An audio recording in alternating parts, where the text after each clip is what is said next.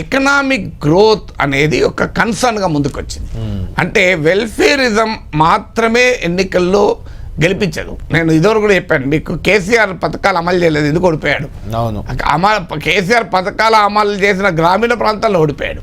అంటే welfare schemes బలమైన vote బ్యాంకులు క్రియేట్ చేస్తుంది, అనుమానం లేదు. ఇప్పుడు ఉదాహరణకు జగన్మోహన్ రెడ్డికి కూడా మా ఉమెన్ డెఫినెట్గా ఎక్కువ మంది ఓట్లు వేశారు.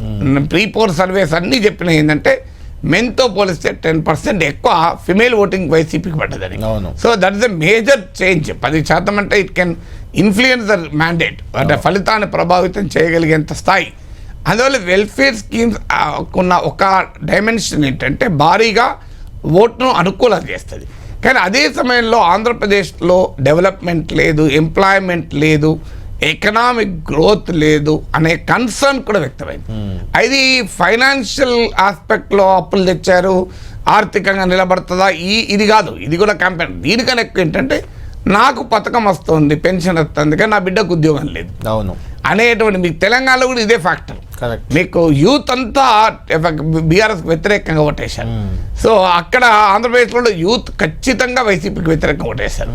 సో అందువల్ల ఈ ఎకనామిక్ గ్రోత్ కన్సర్న్ పవర్ఫుల్గా కూటమి ఎలక్టోరల్ నరేటివ్ని బిల్డ్ చేసింది. అంటే ఆర్థిక వృద్ధి లేని సంక్షేమం ఇది అని.